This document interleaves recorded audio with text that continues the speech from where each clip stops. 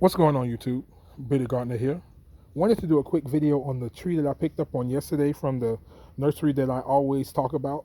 And the crazy thing is I was at the same nursery this past Saturday when I picked up the dragon fruit and the olive tree, and I saw the Barbados cherry trees, and they had some Barbados cherry trees that had a better shape than this because I'm not sure if you guys can see it, but you see what I'm talking about. I don't necessarily like that, but I'll get into why I purchased this tree. So I was at the nursery this past Saturday and I looked at the Barbados cherry trees, and I saw the price for them and I was just like, I don't know. So I went ahead and I got the olive tree and the dragon fruit and I left. And I'm going down to Haines City this weekend, and a family member down there asked me to pick up a soursop tree for her and to bring it with me. So I went to the nursery and I got the soursop tree. But while I was there, I just decided to, just walk around. I'm at the nursery, you know what I'm saying? We're gardeners, we're at the nursery. So we're going to walk around and, see what we see. So I I didn't see any of the Barbados cherry trees because they're like what do you call it? They're rearranging everything at that nursery. The nursery I go to, for some reason, they just rearrange stuff all the time. Why, I have no idea, but they always just rearrange stuff. So they were there rearranging stuff, and I went to where the Barbados cherry was on Saturday, and it wasn't there anymore. So I sort of kind of figured they probably sold out of them or whatever. So the guy that was working there, I just so happened to ask him. And I said, "Hey man, where are those Barbados cherry trees?" And so he said, "Oh, they're over here now." And so I walk over there, and I see the price of them. I'm just like, they're half the price of what they were this past Saturday. And so I said, I don't know if this is a mistake. I don't know if they were if it was discounted because it looks like this.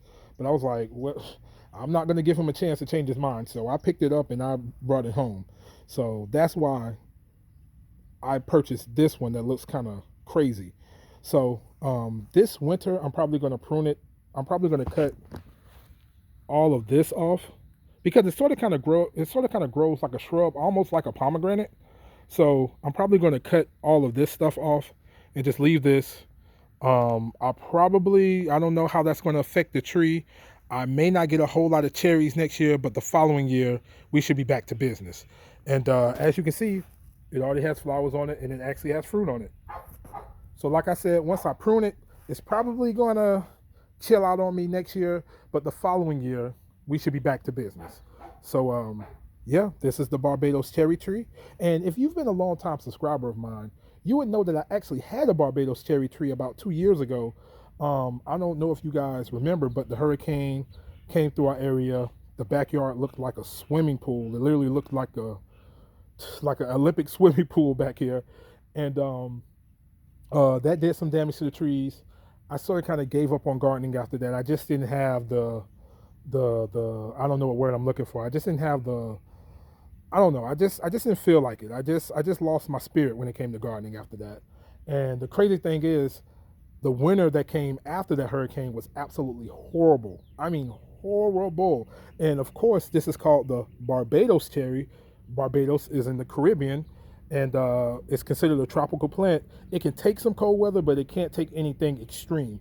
And that winter, we got extreme weather. We had an extreme winter. I've never seen a winter like that in our area before. I'm talking, the highs were like 45 certain days. And here in North Florida, that's absolutely crazy. So of course, the hurricane, all that salt water coming up in here, and plus the extreme cold weather, it just took the cherry tree out. And I was growing that thing for about 2 or 3 years at that point, and I was actually expecting to get fruit from it that next year. And so it is what it is, but it died on me. And I'm going to make sure this one stays alive.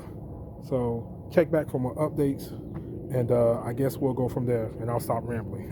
Anyways, make sure you like, comment, and subscribe. And until next time, this is the Bitter Gardener.